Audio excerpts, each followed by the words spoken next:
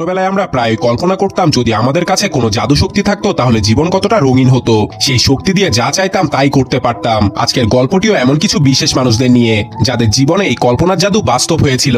গল্পের শুরুতে আমাদেরকে ইউরোপের সবচেয়ে ছোট দেশ ইলেরিয়ার শাহী বংশের মেয়ে স্যামকে দেখানো হয়। রাজপরিবারে জন্মানো সত্ত্বেও তাকে রাজকুমারীর মতো রাখা হতো না। অন্যদিকে তার বড় বোন এলিনা বলা মাত্রই যে কোনো জিনিস সাথে সাথে পেয়ে যেত। স্যামের বাবা একটি প্লেন দুর্ঘটনায় তার ভাইয়ের সাথে মারা যায়। তার মৃত্যুর পর স্যামের মা ক্যাথরিন দেশ প্রধানের দায়িত্ব নেন। আর কয়েক সপ্তাহ পর এলিনার বয়স যখন 18 হয়ে যাবে তার মায়ের পরে তাকে রানী বানিয়ে দেওয়া হবে। স্যামকে পরিবারের সদস্যই ভাবা হতো না। সাধারণের মতো থাকায় সে যে কোনো মানুষের সাথে ঘুরতে পারত, যার মধ্যে এই ছেলেটি একজন, যার নাম ছিল মাইক। দেশের সমস্যার বিরুদ্ধে স্যাম ও মাইক রোড কনসার্ট পারফর্ম করে, যার ফলে লোকের ভিড়ের সাথে পুলিশও সেখানে পৌঁছে যায়। স্যাম স্কেটবোর্ডের সাহায্যে পুলিশের মনোযোগ অন্যদিকে সরানোর ট্রাই করে, কিন্তু সে এলেনার বিলবোর্ড দেখে রাস্তায় পড়ে যায়, যার ফলে পুলিশ তাকে ধরে ফেলে। যখন সে ঘরে ফিরে আসে তখন সে তার মাকে জানায় দেশের লোকজন সরকারের কাছে খুশি নয়, কিন্তু ক্যাথরিন এসব কথা বিশ্বাস করে না। পরের দিন স্যাম স্কুলে রোকসানার দেখা পায়, যে তার মতো রয়্যাল পরিবারের সদস্য। সে নরম স্বভাবের এক মেয়ে যে নিজের দুনিয়ায় মেতে থাকতো। সে লাইভ স্ট্রিম করা পছন্দ করত, যার কারণে সে অনেক ফেমাস ছিল। এরপর আমাদের একটা হাই সিকিউরিটি জেলখানা দেখানো হয়, যেখানে 34 নম্বর কয়েদিকে খাবার দেওয়া হয়। সেই কয়েদি আপেলের ভেতর থেকে একটি ক্যাপাসিটর পায়, যার সাহায্যে সে তার নেক কাফ খুলে ফেলে। এরকম করতেই তার সব শক্তি পুনরায় নিজের কাছে ফিরে আসে। সে ওই শক্তির সাহায্যে জেলের দরজা খুলে সেখান থেকে পালিয়ে যায়। এদিকে স্যাম ও মাইক মিউজিক কনসার্টের প্র্যাকটিস করছিল। মাইক স্যামকে একটা কনসার্টে যাওয়ার জন্য ইনভাইট করে, আর স্যাম তাতে রাজি হয়ে যায়। এরপর স্যাম মাইককে বলে তার মুখ থেকে গার্লিক নানের গন্ধ বের হচ্ছে। এটা শুনে মাইক অবাক হয়ে যায়, কারণ এই গার্লিক নান মাইক 2 দিন আগে খেয়েছিল। ওই রাতে স্যামদের মহলে এলিনার রানী হওয়া উপলক্ষে পার্টির আয়োজন করা হয়। স্যাম সেখানে যায়। স্যামের হঠাৎ মনে পড়ে সে তো মাইকের সাথে একটা কনসার্টে যাবার কথা দিয়েছিল, তাই সে তার মাকে মিথ্যা কথা বলে পার্টি থেকে বের হয়ে ক্লাবে পৌঁছে যায়। কিন্তু আইডি না থাকার কারণে তাদের দুজনকে পার্টি থেকে বের করে দেওয়া হয়। তখন তারা কর্মচারীদের পেছনের দরজা দিয়ে ভেতরে প্রবেশ করতে দেখে। কিভাবে যেন স্যাম দূরে দাঁড়িয়ে থেকে দরজার পাসওয়ার্ড বুঝে ফেলে এবং পার্টির ভেতরে ঢুকে যায়। এটা দেখে মাইক আবার অবাক বনে যায়। পার্টি চলার সময় স্যাম সব রকম আওয়াজ শুনতে পায়, এমনকি হার্টবিট থেকে শুরু করে ছোট পোকামাকড়ের আওয়াজও। তার ভীষণ খারাপ লাগতে শুরু করে, তাই সে সেখানে থাকা ফায়ার অ্যালার্ম বাজিয়ে দেয়। এর ফলে পার্টিতে থাকা সবাই সেখান থেকে বের হয়ে যায় এবং পুলিশ তাদের দুজনকে অ্যারেস্ট করে জেলে পাঠিয়ে দেয়। পরবর্তীতে তাদের ঘরের লোকদের ডেকে এনে তাদের ছেড়ে দেওয়া হয়। ক্যাথরিন স্যামকে মিথ্যা বলার শাস্তি হিসেবে গরমের ছুটিতেও স্কুলে পাঠানোর সিদ্ধান্ত নেয়। এদিকে 34 নং কয়েদি তার পার্টনারকে ফোন করে তার অ্যাপেলের আইডিয়ার প্রশংসা করে। তখন সে বলে ক্যাথরিনই তাকে জেলে পাঠায়। সে তার পরবর্তী মিশনের জন্য প্রস্তুত ছিল এবং তার নজর পড়ে স্যামের দিকে। পরের দিন স্যাম স্কুলে গিয়ে জানুয়ারি নামের এক মেয়ের সাথে পরিচিত হয়, যে তাকে বলে তার বাবা এবং স্যামের বাবা বন্ধু ছিল। ক্লাসে ম্যাথিউ, টুমা এবং রোকসানাও ছিল। তারপর প্রফেসর জেমস তাদের বলে শাহী বংশের দ্বিতীয় সন্তান হওয়ার ফলে তাদের মধ্যে অদ্ভুত ক্ষমতা রয়েছে, এই সম্পর্কে তাদের কোনো ধারণাই নেই। প্রফেসর নিজের শক্তি প্রদর্শন করে তাদেরকে দেখায়, আর এখন গরমের ছুটিতে তাদের সিক্রেট সোসাইটির জন্য ট্রেনিং দেওয়া হবে। নিজের মা ক্যাথরিনকে এই সিক্রেট সোসাইটি প্রোগ্রামে দেখে স্যাম অবাক হয়ে যায়। আসলে ক্যাথরিন এই প্রোগ্রামের হেড ছিল। ক্যাথরিন সবাইকে বলে এই সিক্রেট সোসাইটি রাজা অথবা রানীদের উপরে আসা বিপদ মোকাবিলার জন্য বানানো হয়েছিল, কিন্তু কেউ যদি এই টেস্ট পাস করতে না পারে তাহলে তার সমস্ত স্মৃতি মুছে দেওয়া হবে, যাতে তার শক্তির ব্যাপারে কোনো কিছুই মনে না থাকে। তাদের প্রথম ট্রেনিং এ তাদের একটা পিরামিড পর্যন্ত পৌঁছাতে হবে, যেখানে পুরো রুমে লেজার লাইট ছুটাছুটি করছিল। যখন একটু এগিয়ে যায় তখন এই লেজার তার গায়ে এসে পড়ে এবং সে মাটিতে লুটিয়ে পড়ে। ধীরে ধীরে সবাই এগিয়ে যেতে থাকে আর তাদের শক্তির বিষয়ে তারা জানতে পারে। রোকসানার শক্তি ছিল অদৃশ্য হতে পারা, টুমা তার শক্তি দিয়ে অন্যকে কাবু করতে পারত, আর স্যাম সব শব্দ শুনতে এবং দেখতে পেত, যার ফলে সে বাকিদের তুলনায় এগিয়ে ছিল। কিন্তু সব স্টুডেন্ট তাদের প্রথম টেস্টে ফেল করে। জানুয়ারি জানতে পারে তার কাছে অন্যকে ছুঁয়ে শক্তি চুরি করার ক্ষমতা ছিল, আর ম্যাথিউ পোকাদের নিজের বশে আনতে পারত।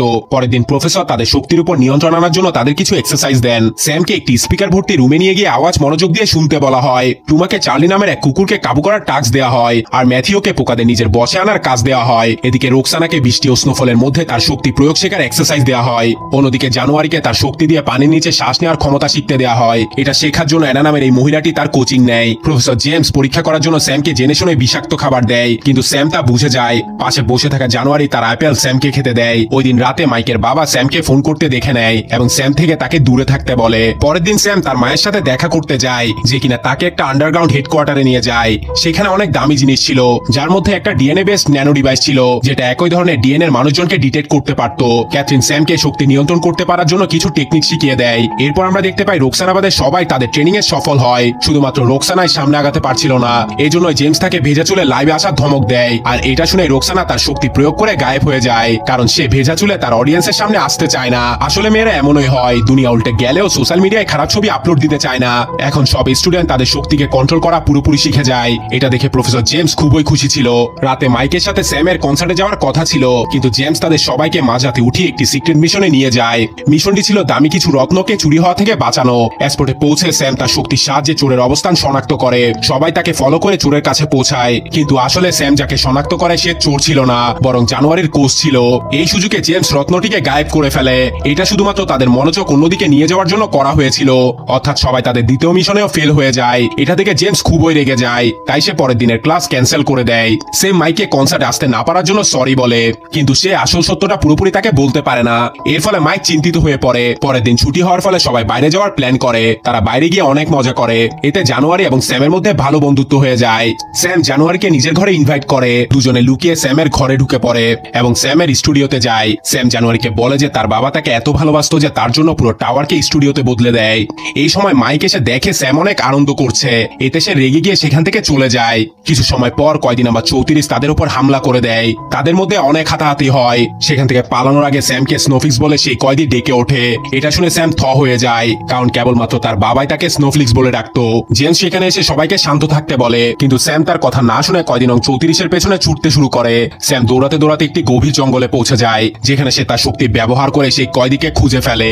স্যামকে বাঁচানোর জন্য জেমস সেখানে এসে পড়ে। জেমস এবং সেই কয়েদির মধ্যে তুমুল মারামারি হয়। এক পর্যায়ে জেমস তার শক্তি দিয়ে কিছুই করতে পারছিল না, যার ফলে সে সেখানে গুরুতর আহত হয়ে যায়। এরপর সেই কয়েদি স্যামকে বলে সে তার চাচা এডমিন, কিন্তু স্যামকে পুরোটা বলার আগে জানুয়ারি সেখানে চলে আসে এবং চুরি করা শক্তির মাধ্যমে লোকটিকে জোরে সোরে একটি ধাক্কা দেয়। সে স্যাম এবং প্রফেসর জেমসকে সেখান থেকে নিয়ে যায়। প্রফেসর জেমসের অবস্থা এতটাই খারাপ ছিল যে তাকে হসপিটালে নিতে হয়। এরপর আমরা দেখতে পাই ক্যাথরিনকে হার মেনে তার মেয়েকে সব সত্যিটা বলতে হয়। ক্যাথরিন বলে এডমিন ওই রাজা হওয়ার জন্য তার বাবাকে মেরে ফেলেছিল।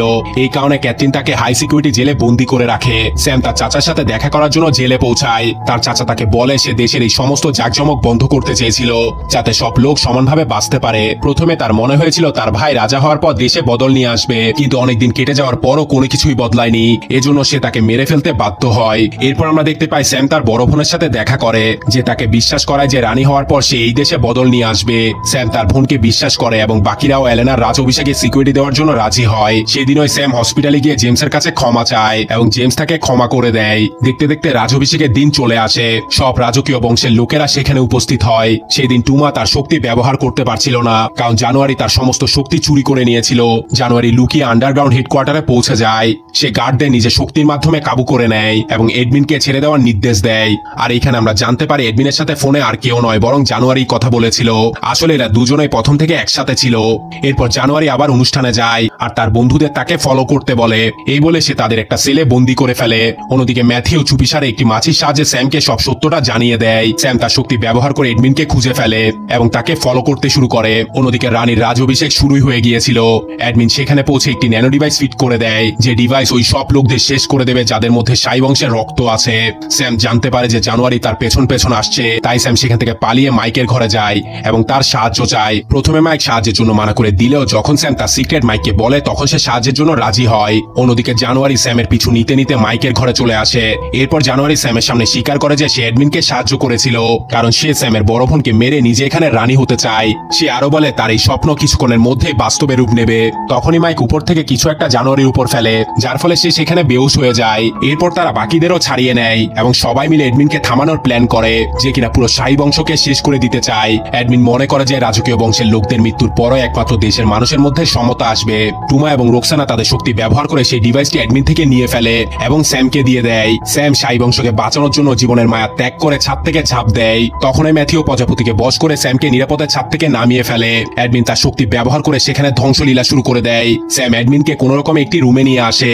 সেখানে প্রথম থেকে একটি ডিভাইস ফিট করা ছিল, যেটা এডমিনের শক্তি কমিয়ে দেয়। মাইক ততক্ষণে ন্যানো ডিভাইসটি রিপ্রোগ্রাম করে দেয়, যার ফলে সেই ডিভাইসের সমস্ত ক্ষমতা সেই রুমের মধ্যে ছড়িয়ে পড়ে, যার ফলে এডমিন সেখানেই শেষ হয়ে যায়। এদিকে কোনো সমস্যা ছাড়া এলেনার রাজঅভিষেক সম্পন্ন হয় আর এখন এলিনা এই দেশের নতুন রানী। স্যাম, রোকসানা, টুমা এবং ম্যাথিউকে সিক্রেট সোসাইটিতে অ্যাকসেপ্ট করে নেওয়া হয়। ক্যাথরিন নতুন রানীকে সিক্রেট সোসাইটির বিষয়ে জানায়। রানী শপথ নেয় যে সাধারণ মানুষের দুঃখ কষ্ট লাঘব করা হবে, যাতে সব লোক সমানভাবে স্বাধীনভাবে বাঁচতে পারে। আর এরই সাথে এই মুভিটি এখানে সমাপ্ত হয়।